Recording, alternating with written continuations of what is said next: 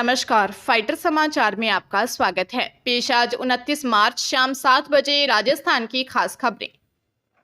Jaipur central jail से deputy CM Premchand Bairwa को धमकी भरे कॉल के बाद राजस्थान के 3 जेलों के 11 पुलिस कर्मियों को सस्पेंड किया गया है।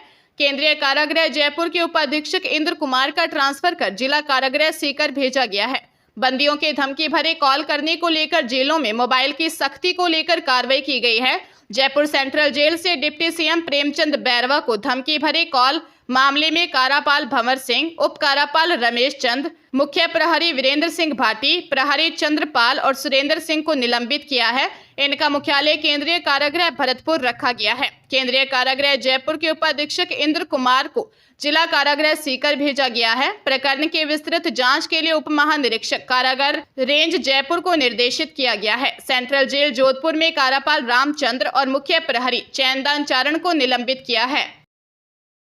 दुष्कर्म के दोषी आसाराम को गुजरात हाईकोर्ट ने मेडिकल रिपोर्ट्स के आधार पर 3 महीने की जमानत दे दी है। आसाराम ने 6 महीने की जमानत मांगी थी। सुनवाई के दौरान जस्टिस इलेश वोरा की राय का जस्टिस एएस सुपैया ने समर्थन किया और आसाराम की 3 महीने की जमानत मंजूर हो गई। आसाराम को 2013 के बलात्कार मामले में 2023 में सेशन कोर्ट ने दोषी ठहराया था और वह आजीवन कारावास की सजा काट रहा है। आसाराम के वकील ने तर्क दिया कि डॉक्टरों ने उसे 90 दिनों के पंचकर्म चिकित्सा सत्र की जरूरत बताई है। उल्लेखनीय है कि सुप्रीम कोर्ट ने इस साल जनवरी में आसाराम को 31 मार्च तक के लिए मेडिकल आधार पर अंतरिम जमानत दी थी। सुप्रीम कोर्ट ने आदेश में कहा था कि इसे बढ़ाने के लिए संबंधित हाईकोर्ट में अर्जी दाखिल की जा सकती है। इस पर आसाराम ने हाईकोर्ट से जमानत मांगी।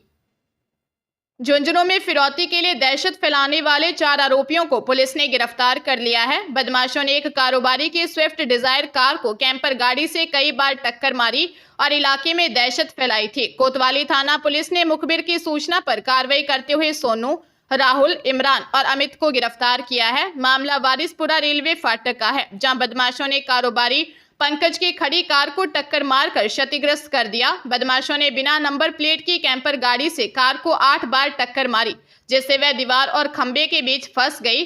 घटना के बाद आरोपी फरार हो गए, जिससे इलाके में दहशत फैल गई। पीड़ित पंकज और उसके साथी बबलू झुंझुनू में ज्वेलरी और पिग फार्म का कारोबार करते हैं। आरोपी बदमाश 1 महीने से इनको फोन कर 50 लाख की फिरौती मांग रहे थे। पुलिस आरोपी बदमाशों से पूछताछ कर रही है। जालोर के जसवंतपुरा उपखंड स्थित जोधपुर डिस्कॉम के ऑफिस में कार्यरत जूनियर इंजीनियर को 7,000 रुपए की रिश्वत लेते हुए गिरफ्तार किया है।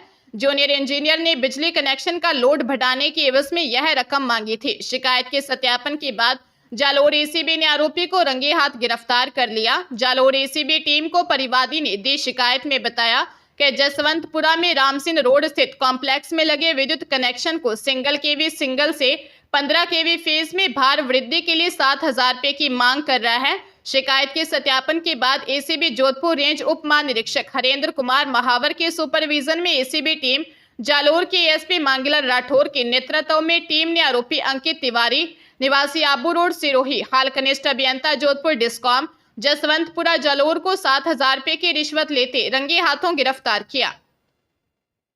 जयपुर में 3 करोड़ 36 लाख की साइबर ठगी मामले में पुलिस ने शातिर बदमाश को अरेस्ट किया है। ऑनलाइन शेयर मार्केट में इन्वेस्टमेंट के नाम पर फ्रॉड किया गया था। फर्जी सिम कार्ड के जरिए कॉन्टैक्ट कर 70 से 80 बैंक अकाउंट में ट्रांसफर कर रुपए ऐंठे गए। मामले में पुलिस आरोपी के साथी को पहले अरेस्ट कर चुकी है। एडिशनल डीसीपी क्राइम कुंदन कंवरिया ने बताया कि साइबर ठगी में आरोपी 23 वर्षीय विनय कुमार निवासी अजीत सिंह नगर विजयवाड़ा आंध्र प्रदेश को अरेस्ट किया है। परिवादी ने साइबर क्राइम थाने में नवंबर 2024 में रिपोर्ट दी कि उसके साथ साइबर ठगों ने ऑनलाइन शेयर मार्केट में इन्वेस्टमेंट के नाम पर अलग अलग ट्रांजैक्शन के जरिए करीब 3 करोड़ 36 लाख रुपए ठग लिए। पुलिस ने कार्रवाई कर एक आरोपी को अरेस्ट किया। दूसरा आरोपी विनय कुमार बार बार लोकेशन बदल रहा था। पुलिस ने आंध्र प्रदेश के विजयवाड़ा में घेराबंदी कर आरोपी विनय कुमार को पकड़ लिया।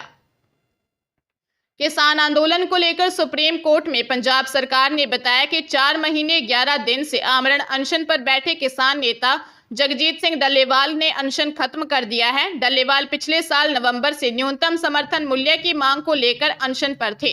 केंद्र सरकार के साथ कई दौर की बातचीत फेल होने के बाद पंजाब सरकार ने 19 मार्च को पंजाब हरियाणा के शंभू और खनौरी बॉर्डर पर बैठे किसानों को बलपूर्वक हटा दिया था। वही पंजाब हरियाणा बॉर्डर को लेकर पंजाब सरकार ने सुप्रीम कोर्ट में कहा है कि प्रदर्शनकारी किसान पूरी तरह से हट चुके हैं और सभी बंद पड़े हाईवे खुल गए हैं, जिसके चलते ट्रैफिक भी नॉर्मल हो गया है। सुप्रीम कोर्ट ने किसान नेता जगजीत सिंह डल्लेवाल की जमकर तारीफ की है और कहा कि हम किसी भी तरह की वास्तविकता से अनजान नहीं हैं। हम जानते हैं कि कुछ लोग किसानों की शिकायतों का निपटारा ही नहीं करना चाहते हैं। इसके साथ ही किसान आंदोलन को लेकर पंजाब और हरियाणा से जमीनी हालात पर स्थिति रिपोर्ट देने को कहा है।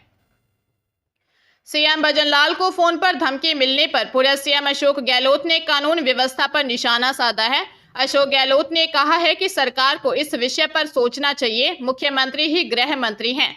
जेलों से मोबाइल मिलना अच्छी बात नहीं है। सरकार को इसे गंभीरता से लेना चाहिए। आज मुख्यमंत्री को धमकी मिली है तो आप सोचिए नीचे क्या हो रहा होगा। बहुत बुरे हालात हैं। बच्चों से रेप होना, रेप की घटनाएं बढ़ना, गुंडागर्दी होना, हत्याएं होना आम बात हो गई है। सबसे बड़ी बात यह है कि सुनवाई नहीं होती है। सरकार को टॉप प्रायोरिटी से ध्यान देना चाहिए कि कैसे कानून व्यवस्था सुधरे और राजस्थान के अंदर शांति का माहौल बने। अशोक गहलोत जवाहर कला केंद्र के रंगायन सभागार में बोल रहे थे। भजनलाल शर्मा के उनको लेकर दिए गए बयानों के सवाल पर कहा, मुख्यमंत्री मुझे याद करते हैं तो अच्छी बात है। मैं कहता हूं कि उनका मुझे याद करना बनता है और मेरा उनको जवाब देना भी। पंजाब के होशियारपुर जिले के जलंधर पठानकोट नेशनल हाईवे पर एक तेज रफ्तार कार ने स्कूटी सवार दंपति को टक्कर मार दी, जिससे उनकी मौत हो गई। मृतक दंपति की पहचान बैबोवाल छनिया निवासी सुरजीत सिंह और उनकी पत्नी राजविंदर कौर के रूप में हुई है। हादसा अड्डा खुड्डा के पास हुआ। दंपति अपनी बेटी से मिलकर घर लौट रहे थे। जैसे ही वे स्कूटी लेकर हाईवे पर चढ़े, एक कार ने उन्हें टक्कर मार दी। हादसा इतना भीषण था कि राजविंदर कौर की मौके पर ही मौत हो गई।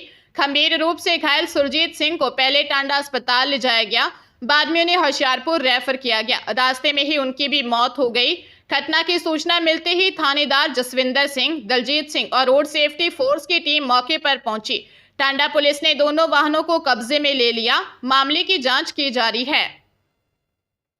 हरियाणा के महेंद्रगढ़ नेशनल हाईवे 152 पर सड़क किनारे खड़े कैंटर को पीछे से ट्रॉला के ड्राइवर ने टक्कर मार दी थी, जिसमें 2 व्यक्तियों की मौके पर ही मौत हो गई थी। जानकारी के अनुसार महेंद्रगढ़ में नेशनल हाईवे 152D पर दोंगड़ा अहीर टोल के पास गांव चितलांग के नजदीक यह भीषण सड़क हादसा हुआ, जिसमें कैंटर ड्राइवर व परिचालक की मौके पर ही मौत हो गई थी। पंजाब के लुधियाना गुरु गोविंद सिंह नगर न्यू शिमला निवासी सुल्तान सिंह ने सदर थाना महेंद्रगढ़ में रिपोर्ट दी कि उसे सूचना मिली कि उसके पिता मंजीत व सुखजिंदर सिंह अब्दुल्लापुरा बस्ती लुधियाना पंजाब की सड़क दुर्घटना में मौत हो गई। हादसे के बाद ट्रॉलर ड्राइवर मौके से फरार हो गया था, जिसकी तलाश के लिए पुलिस सीसीटीवी फुटेज खंगाल रही है।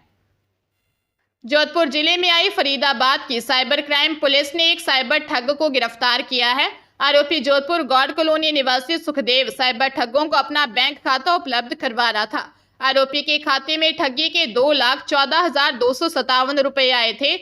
मामला सेक्टर 8 के एक व्यक्ति से जुड़ा है। पीड़ित को 24 जुलाई 2023 को टेलीग्राम पर वर्क फ्रॉम होम का मैसेज आया। फिर एक महिला ने व्हाट्सएप पर संपर्क कर काम समझाया। शुरुआत में कमीशन के रूप में कुछ पैसे भी मिले। इसके बाद पीड़ित को एक व्हाट्सएप ग्रुप में जोड़ा। ग्रुप एडमिन द्वारा दिए गए टास्क के लिए पीड़ित ने पैसे ट्रांसफर किए। पहले टास्क में पैसे और कमीशन वापस मिला। फिर से टास्क मिलने पर पीड़ित ने कुल 2,30,553 रुपए ट्रांसफर कर दिए। बाद में रुपए निकालने चाहे तो ठगों ने 5 लाख रुपए और मांगे। ठगी का एहसास होने पर थाने में रिपोर्ट दी थी। राजधानी जयपुर में कथित पति द्वारा नाबालिग लड़की से रेप का मामला सामने आया है। माता पिता ने बचपन में ही शादी के बाद उसे जबरन ससुराल भेज दिया। ससुराल वालों के मारपीट करने के साथ ही कथित पति ने जबरन शारीरिक संबंध बनाए। बगरू थाने में अजमेर रोड की रहने वाली 17 साल की नाबालिग पीड़िता ने दी रिपोर्ट में बताया कि उसके माता पिता ने बचपन में ही उसकी शादी कर दी थी। अब माता पिता जबरदस्ती ससुराल भेजते हैं। ससुराल में मारपीट की जाती है। नाबालिग होने के बाद भी कथित पति जबरदस्ती कर शारीरिक संबंध बनाता है। विरोध करने पर, मना करने पर मारपीट करता है। टॉर्चर से परेशान होकर नाबालिग पीड़िता घर छोड़कर भाग निकली। बगरू थाने में परिजनों ने नाबालिग पीड़िता की किडनैपिंग का मामला दर्ज करवाया। पुलिस थाने आकर नाबालिग ने आप बीती सुनाई। पुलिस ने नाबालिग पीड़िता को बालिका गृह भेजकर मामले की जांच शुरू कर दी है।